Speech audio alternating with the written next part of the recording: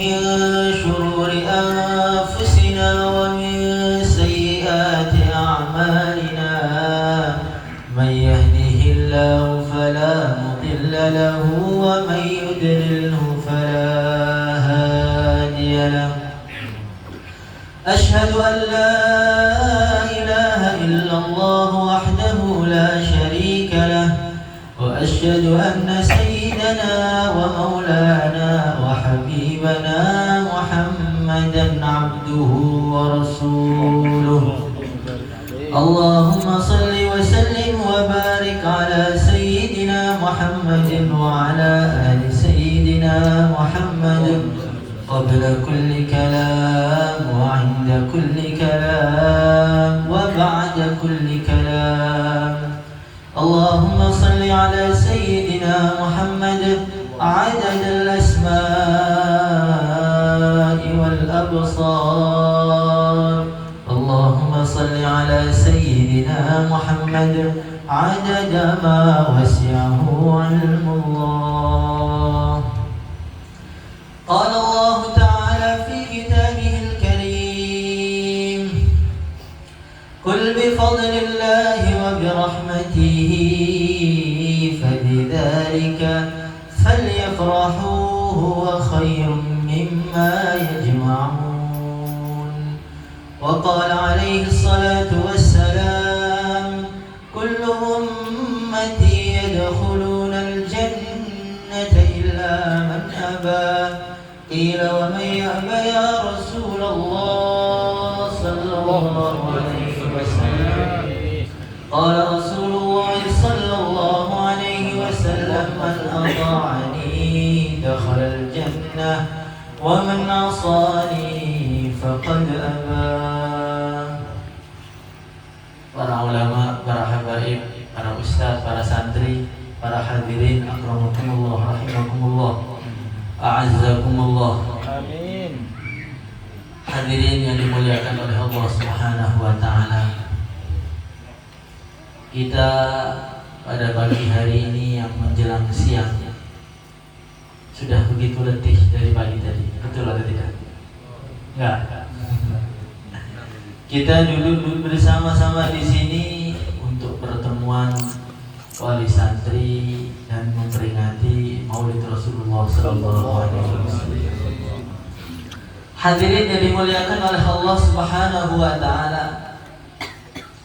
Rasulullah sallallahu alaihi wasallam beliau dilahirkan di bulan yang namanya Rabiul Awal. Di hari yang namanya Yaumul Itsnain, hari Senin.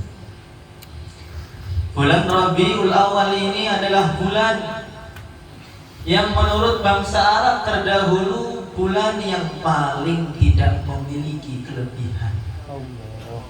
Bulan yang paling tidak memiliki keistimewaan. Bulan yang tidak memiliki keunggulan apapun dibanding bulan yang lain. Bahkan mereka menganggap Rabiul Awal dan Rabiul Akhir ini adalah bulan yang paling rendah di kalangan bangsa Arab. Berbeda dengan Ashhurul Hurum, bulan suci, 4 bulan Rajab, Dzulqa'dah, Dzulhijjah, Muharram. Ini 4 bulan ini adalah bulan yang begitu sakral bagi orang Arab. Mereka nggak ada yang berani perang, maksiat pun ditahan, membunuh ditahan, karena begitu sucinya 4 bulan tersebut. Apalagi namanya bulan Muharram. Kalau orang Jawa bulan Suro. Ini bulan paling mengerikan, bulan Suro itu. Kalau di sini mungkin biasa. Kalau orang Jawa nggak ada yang berani bikin nikahan bulan Suro. Nanti kalau ada nikahan bulan Suro, nanti meninggal dunia. Nikahan bulan Suro, nanti cerai, itu namanya gerbek Suro. Kalau pengen ngasah keris, di sini nggak ada gitu ya. Kalau orang-orang Jawa itu ada ngasah keris, orang-orang yang perdukunan temannya Gus Samsudin. Itu kalau pengen ngasah keris, naik ke gunung itu pas 10 Muharram Suro. Nanti ketemunya Roro Kidul di laut selatan sana. Hadirin yang dimuliakan oleh Allah Subhanahu wa taala, orang Arab pun mereka juga begitu menghormati Muharram ini. Muharram ini ada tanggal namanya 10 Muharram.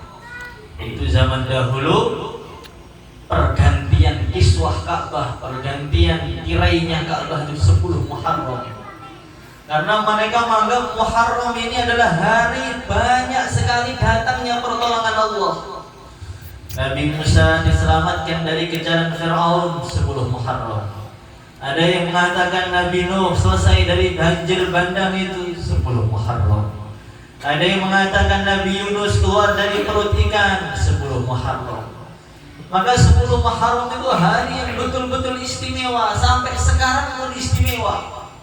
Orang yang melonggarkan keluarganya waktu 10 Muharram, setahun penuh rizkinya longgar terus. Sampai kalau di Temboro, sudah pernah ke Temboro apa belum ini?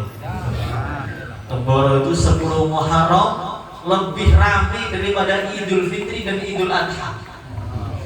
Kalau 10 Muharram sudah martabak gratis, baju gratis 100 piece, 200 piece, es teh gratis, makanan gratis, uang dibagi-bagi di mana-mana. 10 Muharram. Karena saking takutnya lapar. Hadirin yang dimuliakan oleh Allah Subhanahu wa taala. Tetapi namanya bulan Rabiul Awal, ini bulan yang tak dikenal. Tidak memiliki kelebihan. Tidak ada kisah-kisah yang istimewa di situ. Dalam satu minggu ada hari besar umat Islam namanya Yaumul Jum'ah. Hari diciptakan Nabi Adam. Hari terjadinya hari kiamat, hari penciptaan, banyak sekali. Hari Jumat ini istimewa. Kalau di Ketapang, pondok-pondok liburnya Jumat atau hari Ahad?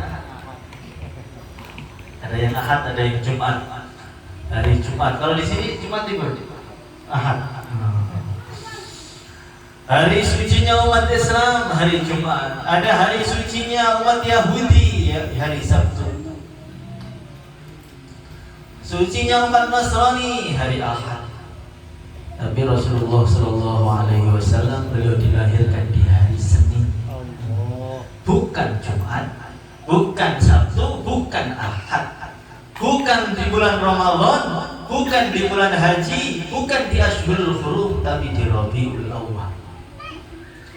Maka orang-orang bertanya, kenapa Rasulullah Shallallahu Alaihi Wasallam dilahirkan bukan di bulan suci, bukan di bulan yang istimewa, bukan di hari yang istimewa, harinya tidak terkenal, bulannya tidak terkenal, kenapa?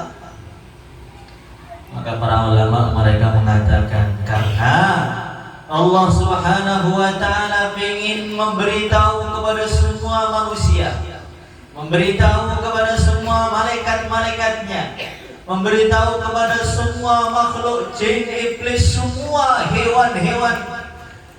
Allah Subhanahu wa taala ingin memberitahu kepada mereka seakan-akan Allah berfirman, "Hei para makhlukku, itu kamu lihat Muhammad itu. Dia mulia bukan bergantung kepada harinya, mulia bukan bergantung kepada bulannya, mulia bukan bergantung kepada tahunnya, mulia bukan bergantung kepada bangsanya. Justru bangsa, bulan, hari akan mulia kalau berhubungan dan bergantung kepada Rasulullah SAW."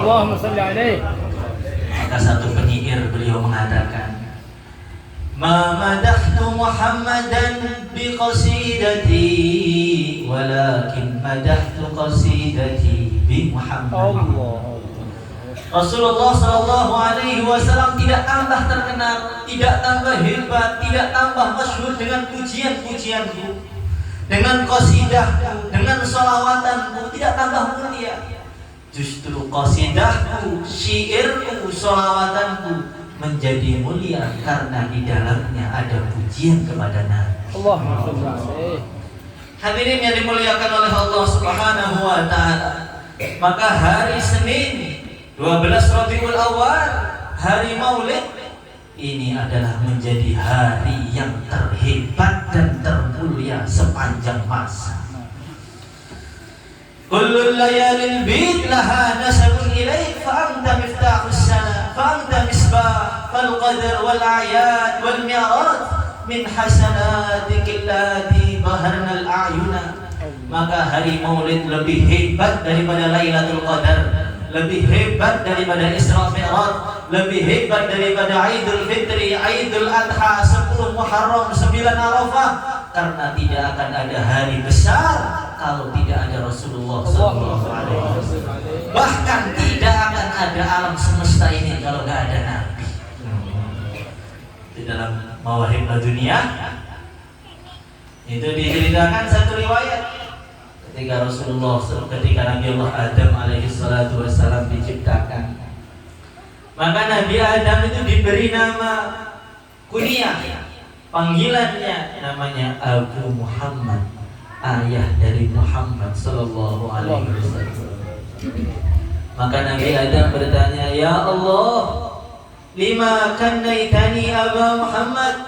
Kenapa kau beri panggilan saya, kunyah saya Abu Muhammad? Kenapa ya Allah? Saya belum punya istri, belum punya anak. Kenapa panggil Abu Muhammad?" Maka Allah berfirman, "Irfa ra'saka ya Adam, hai Adam, angkat kepalamu itu. Lihat di atas kamu ada apa?" Ketika Nabi Adam melihat ke atas, Masya Allah, ada cahaya yang begitu indah sekali. Tidak ada cahaya yang lebih indah yang beliau tahu melebihi cahaya itu. Terang benerang. Maka Nabi Adam mengatakan, "Ya Allah, ma hadzal nur? Ini cahaya apa ya Allah? Kenapa begitu indah, begitu istimewa? Ini cahaya apa?" Maka Allah Subhanahu wa taala berfirman, "Ya Adam, laulahu ma khalaqtuka wa ma khalaqtu sama'an wala arda." Wahai Adam, kalau bukan karena cahaya itu, tentu saya tidak akan pernah menciptakan engkau, dan juga tidak akan saya ciptakan langit, bumi, dan alam semesta. Dialah Muhammad Rasulullah sallallahu alaihi wasallam. Hadirin yang dimuliakan oleh Allah Subhanahu wa taala. Maka siapa yang ingin kemuliaan, dia harus menghubungkan dirinya dengan Nabi. Semakin hubungannya dengan Nabi kuat, maka akan semakin mulia. Semakin dekat, maka akan semakin istimewa. Hadirin yang dimuliakan oleh Allah Subhanahu wa taala. Maka sudah menjadi cita-citanya para nabi, semua para nabi. Dia ini pengen dijadikan umat Muhammad Rasulullah sallallahu alaihi wasallam. Yang kita sendiri jarang pengen. Itu dalam Khosais Kubra karangan Imam Suyuti. Dalam satu riwayat, Rasulullah sallallahu alaihi wasallam sedang berjalan bersama Sayyidina Anas. Maka terdengar suara merdu sekali. Allahumma ja'alni min ummati Sayyidina Muhammad. Ya Allah, jadikanlah saya umat Rasulullah sallallahu alaihi wasallam. Maka Nabi Muhammad sallallahu alaihi wasallam beliau mengatakan kepada Sayyidina Anas, "Ya Anas, suara dari mana itu? Coba kamu teliti." Dicek. Cari sumber suaranya.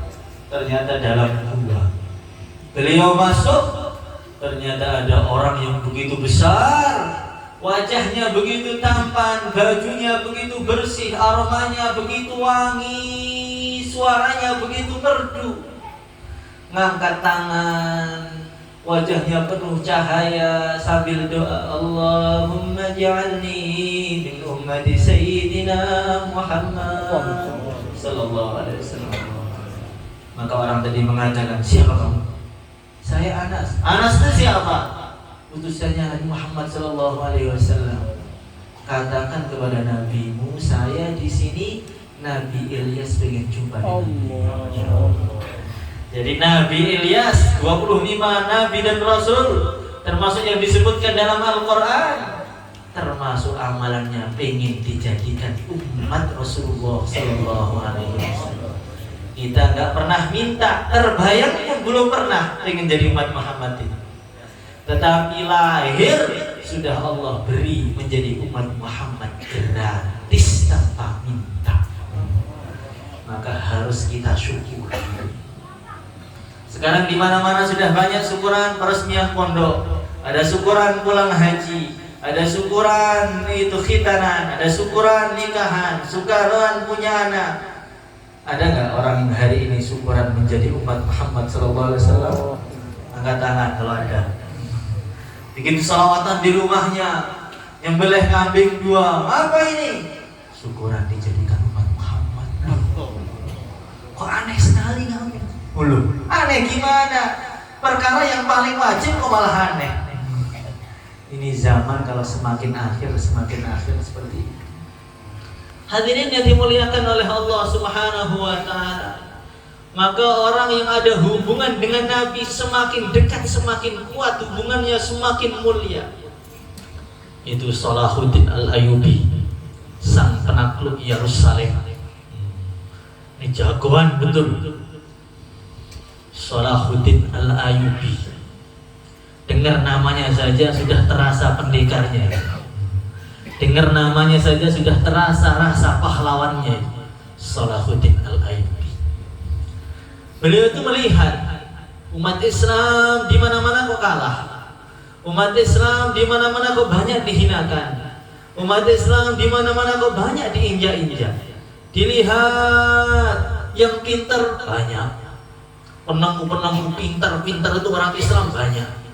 Umat Islam yang kaya banyak. Jumlahnya umat Islam juga banyak. Yang kuat-kuat banyak. Petinju-petinju Islam, UFC Islam, Habib Nurmagomedov, kenal? Yang hebat umat Islam banyak.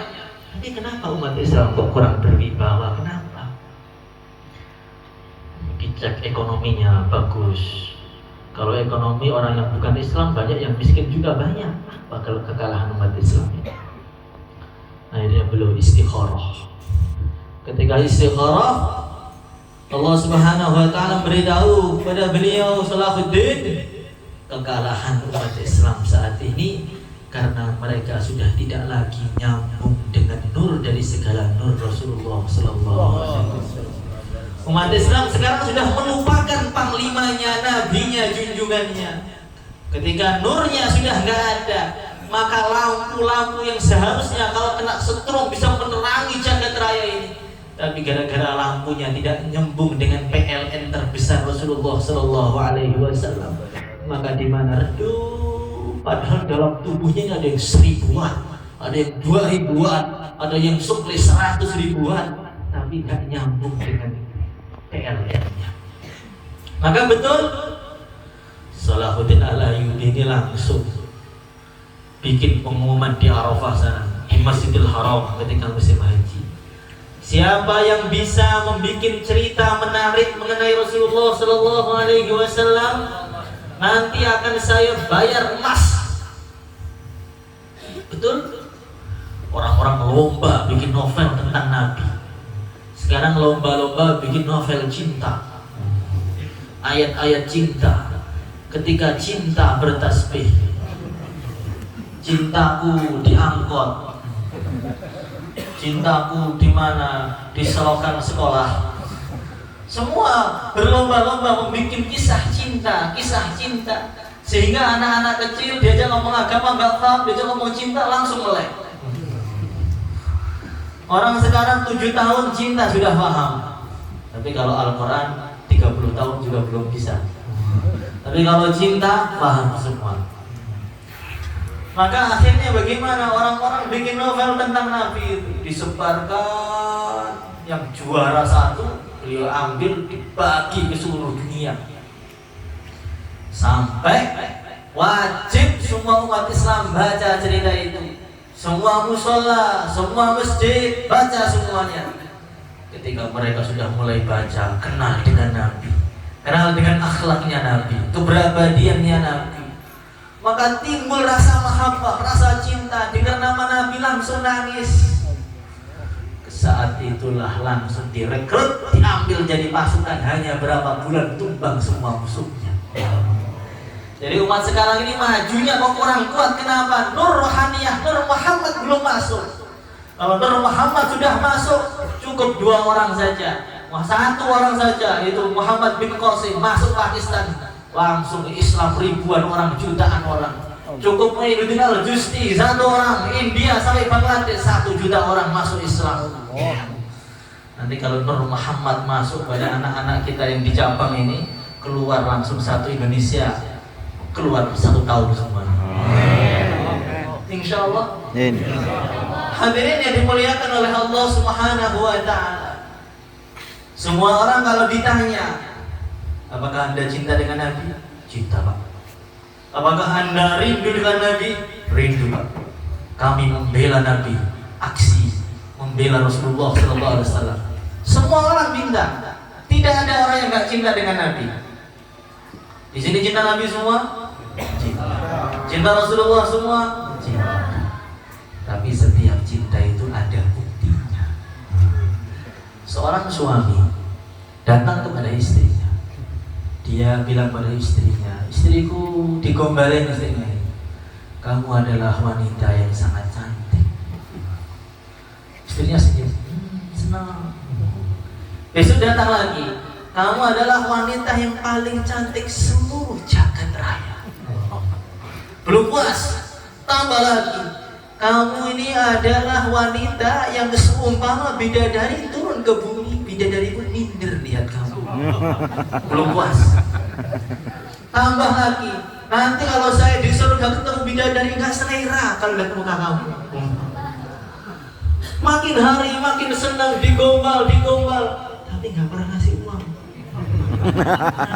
Nanti kalau sudah berjalan 2 minggu, 3 minggu, 1 bulan, 2 bulan, hei istriku, kamu adalah, istrinya sudah diludahi muka sama lucu, diludahi suaminya. Mana cinta omong kosong, uangnya mana? Cinta uang belanja nggak naik. Cinta apa itu?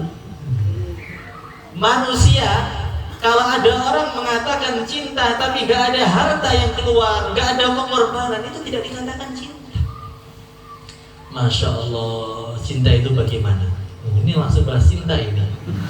Jadi wali santri ini. Cinta itu kalau orang baru dengar namanya saja, maka hati itu akan bergetar. Itu orang cinta. Sekarang sudah tua-tua, dulu pasti akan pernah merasakan bagaimana rasa cinta pertama itu. Masya Allah. Orang itu kalau cinta, tengah-tengah tidur dikasih dibisiki, hei, kekasihmu datang, ngantuknya langsung hilang. Melek, capek, linu, pegel, hilang semua, loncat, mana kasih saya? Iya Pak ya. Makanya ada kisah aja, satu gambaran ini. Saya nggak sebutkan kisah aslinya.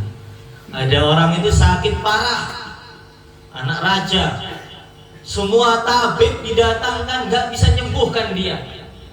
Maka raja mengumumkan siapa yang bisa menyembuhkan dia dikasih uang 10 karung emas. Itu cukup bikin ketapa. 10 karung emas. Betul? Tabib datang, diakupuntur, makin parah. Dikasih obat, muskarat, dipijeti malah stroke. Gimana ini? Akhirnya datang ada tabib begitu pintar. Ini kisah kiasan. Maka tabib tadi datang, dipanggil itu, datang ke tempatnya orang yang sakit. Dia itu bisu, nggak bisa ngomong, saking parahnya sakitnya. Dulu bisa ngomong, sekarang sudah nggak bisa ngomong, kedip pun susah, badannya stroke. Maka tabib tadi mengadakan, hei fulan, ini perempuan ini, hei fulana. Aslinya laki-laki, serba jadi perempuan aja. Hei fulana, kamu tahu Indonesia? Dengar nama Indonesia langsung matanya yang gak bisa kedip langsung melek dia. tanpa ada senyuman yang tersembunyi dari matanya. Bukan dari mulutnya, dari matanya. Gimana senyuman mata? Maka orang tadi bilang lagi, "Hei fulan, kamu kenal Jawa?" Maka yang dia setruk langsung gerakan kepala. Ya, kenal. Belum ngomong. "Hei fulan, tahu Jawa Timur?" Langsung bisa ngomong, "Tahu." Tahu. "Hei fulan, kamu tahu Magetan?" Langsung duduk dia. Tahu sekali. "Kamu tahu Temboro?" Langsung berdiri. "Kamu tahu Gus Ahmad?" Langsung loncat, sembuh semua lukanya. Sakitnya, struknya hilang semua. Ini kisah kiasan aja. Maknanya bagaimana? Mendengar nama orang yang dicintai itu akan menyembuhkan segala penyakit. Maka Sayyidina Ibnu Umar kakinya kram parah. Dia mengatakan stroke kakinya ini. Maka dia tanya pada satu topik, "Gimana menyembuhkan kaki saya ini Tuhan?" "Panggil orang yang paling kamu cintai." Maka dia teriak, "Ya Muhammad." Langsung sembuh seketika. Sallallahu alaihi wasallam. Itu namanya orang cinta.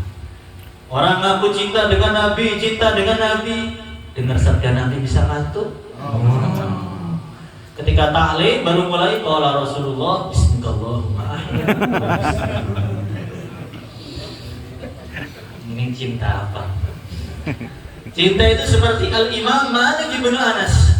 Imam Malik bin Anas itu kalau dengar nama Nabi qala Rasulullah sallallahu alaihi wasallam, tubuhnya langsung gemetar, wajahnya berubah memerah, keringetan di tempat itu. Maka muridnya bilang, "Syekh, engkau ngaji hadis setiap hari 1000 hadis, 2000 hadis. Setiap dengar qala Rasulullah SAW, tubuhmu getar, lama-lama stroke Tuhan lagi begitu." Maka dia mengatakan, "Lau ra'aitum ma ra'aitu lama angkartum ma tarawni." Itu belum apa-apa kan? Kamu belum jumpa dengan guru saya. Saya itu punya guru namanya Muhammad Ibnu Munkadir. Muhammad Ibnu Munkadir itu kalau dengar nama Nabi, kalau Rasulullah sallallahu alaihi wasallam, itu langsung nangis sampai murid itu pergi semua ninggalkan gurunya, saking kelamaan nangisnya. Sampai ada lagi namanya Ja'far bin Muhammad, kalau dia mengatakan kalau Rasulullah sallallahu alaihi wasallam, itu tersedak lehernya itu, ngomongnya nggak bisa, lisannya langsung tersangkut, sehingga sampai meninggal dunia nggak bisa mengucapkan hadis kecuali satu hadis Kitabut Thaharah, bab mengenai bersuci, yang lain nggak bisa. Setiap kalau Rasulullah kecantol gini mulutnya itu, saking beratnya menyebut nama orang yang paling dia cinta. Kalau kita merenung, ternyata cinta kita masih begitu jauh dengan Nabi. Cinta yang seperti apa? Cinta itu Masya Allah, kenikmatannya adalah ketika melihat orang yang dicintai sedang bahagia. Kesedihannya adalah melihat orang yang dicintai sedang sedih. Itu puncaknya cinta.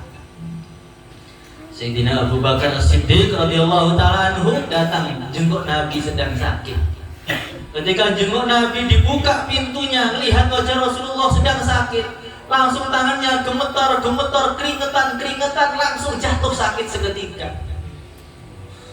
Maka beliau pulang demam sampai 3 hari. Setelah demam 3 hari, Nabi datang jenguk Abu Bakar, ganti Nabi sudah sembuh. Rasulullah SAW jenguk Sayyidina Abu Bakar, baru buka pintu melihat wajah Nabi sembuh, seketika langsung sembuh. Allah. Maridul habibu fa'udtuhu famaridtu li'asafi alaih. Kekasihku sakit, maka saya menjenguk dia, maka saya seketika langsung sakit karena kesedihan saya melihat kekasih saya sedang sakit. Syufiyal habibu fazarani fasyufitu linadhari ilaih. Kekasihku sudah sembuh, kemudian beliau ziarah kepada aku, Saya memandang wajahnya, seluruh rasa pedih tidak ada bandingannya dengan kenikmatan melihat wajah beliau. Itu namanya orang cinta. Hadirin yang dimuliakan oleh Allah Subhanahu wa Ta'ala, Nabi itu setiap hari dilaporkan tentang amalan umatnya. Uridu alayya a'malu ummati. Amal umatku ditampakkan kepada dengan begitu detail. Ini alhamdulillah di Ketapang masjid ini nanti softnya 5 soft, 6 soft, 7 soft, 8 soft dilaporkan pada Nabi yang baik. Maka Nabi senyum, alhamdulillah. Ada yang lapor lagi, ya Rasulullah sallallahu alaihi wasallam, di Indonesia, di sini, di situ, di Bali banyak maksiat, orang-orang di sana itu buka aurat di mana-mana. Maka Nabi astagfirullah, nangis umat. Per hari dilaporkan keadaan umatnya. Kira-kira Nabi hari ini gembira apa sedih melihat umat di dunia ini? Umat zaman sekarang itu sudah tidak terlalu tertarik dengan agama ini. Disebut nama Nabi biasa saja.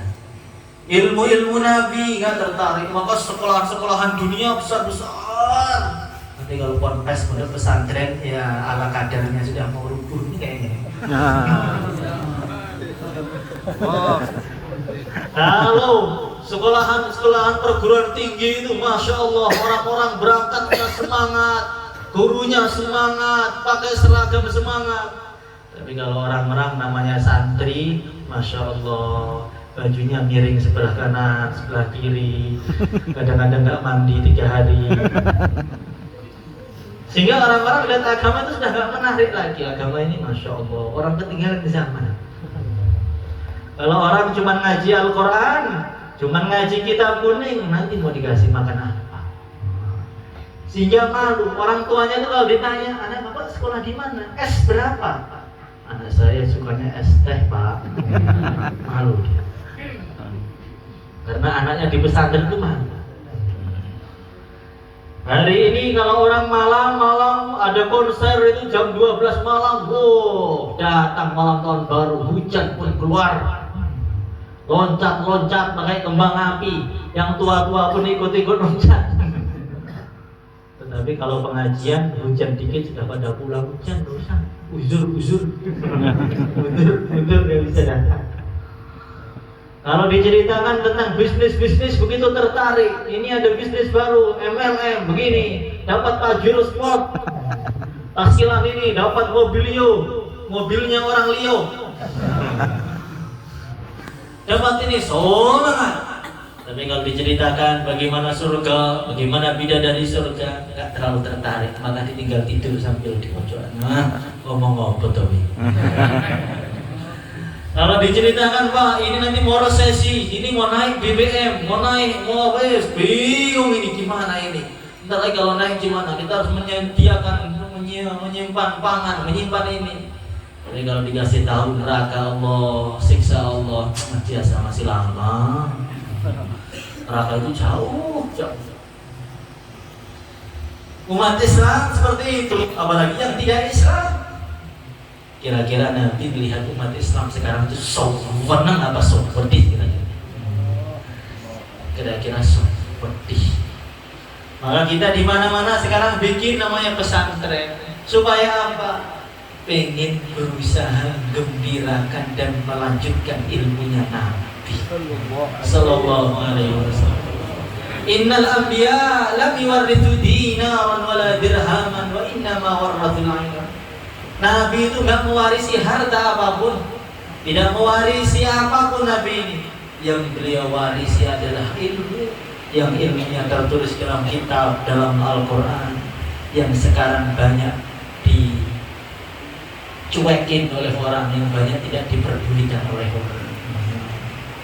Maka Masya Allah, kita syukur kepada Allah, anak-anak kita Allah pilih untuk belajar ilmunya baginda Nabi Muhammad sallallahu alaihi wasallam.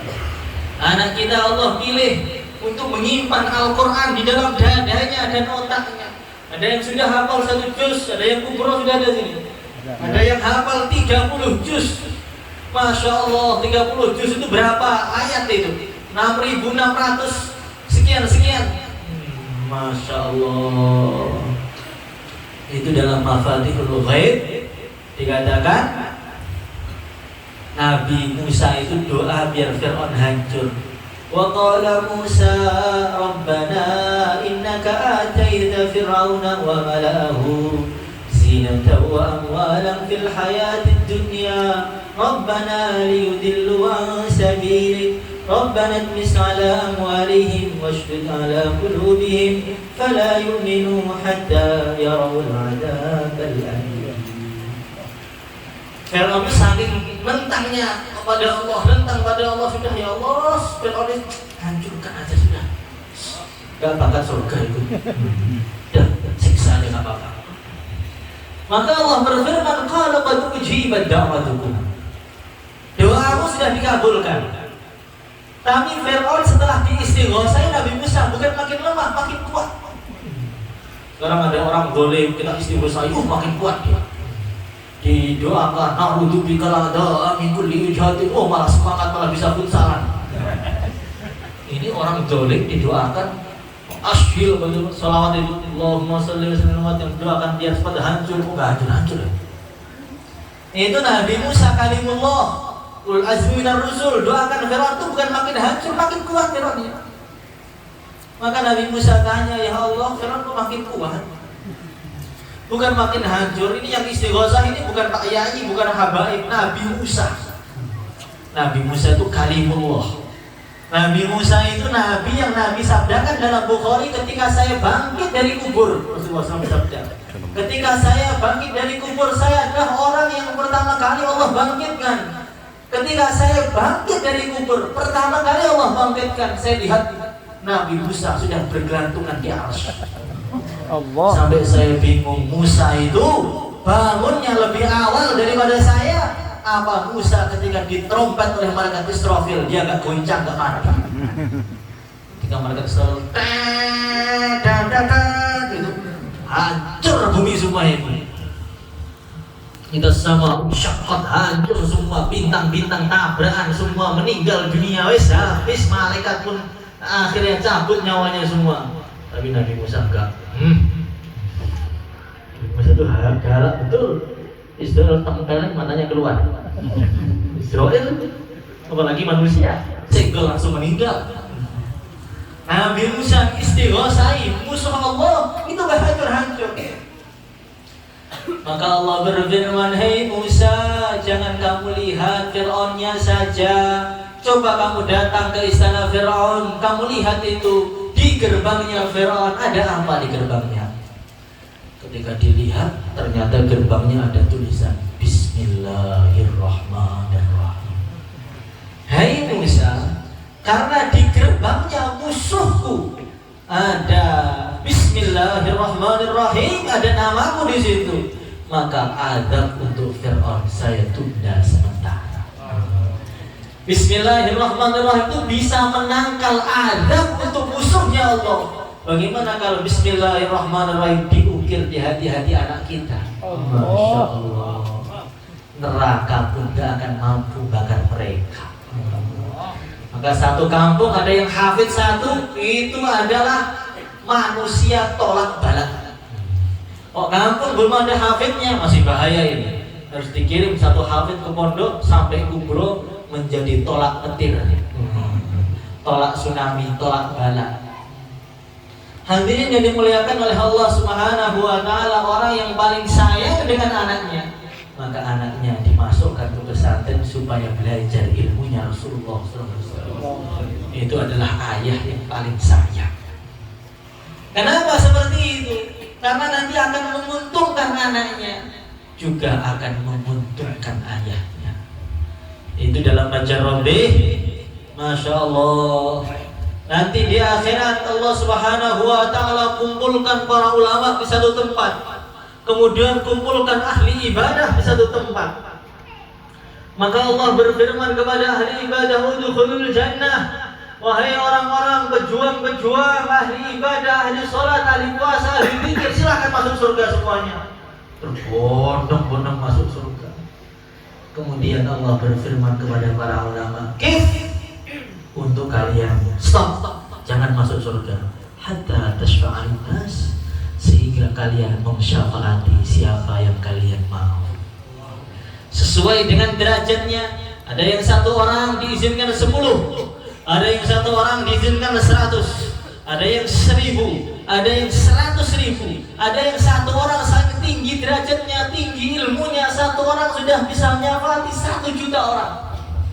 Maka satu orang sudah bisa memasukkan surga seluruh Ketapang, Pontianak, Kalbar, dimasukkan gara-gara santri satu yang begitu soleh dan tinggi ilmunya. Masya Allah. Mungkin kita sekarang belum tahu harganya. Anak yang hafid Quran ya seneng lah, cuma seneng aja. Belum seneng banget atau belum?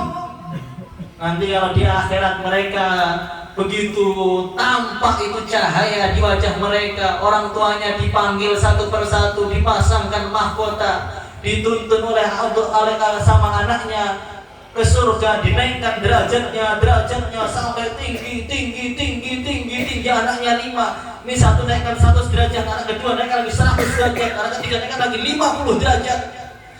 Maka orang tuanya akan ngelus dada, kalau tahu ternyata fadilahnya anak yang soleh yang hafid Quran seperti ini.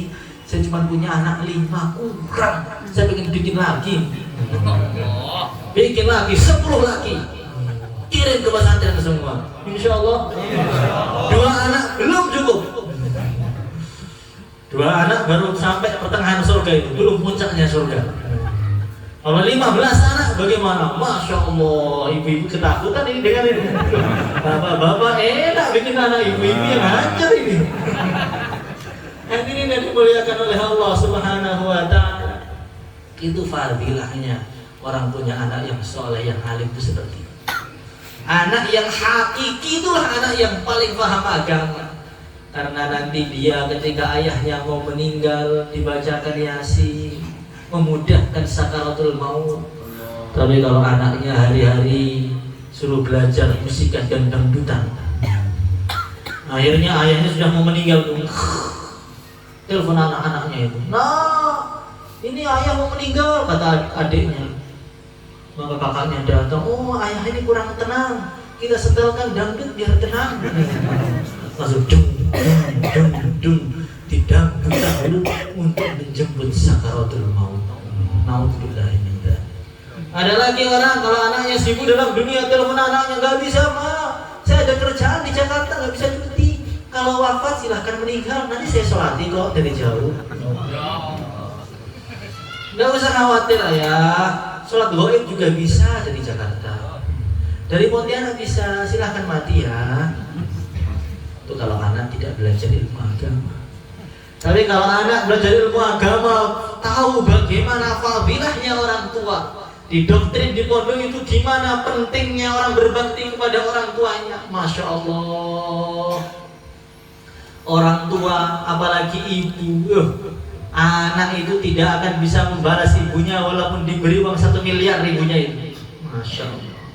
Ada seseorang yang gendong ibunya ketika tawaf, digendong ibunya, kemudian disuapi, dikasih makan, kasih minum, kalau buang air diceboi selama 20 tahun. Siapa yang kuat di sini?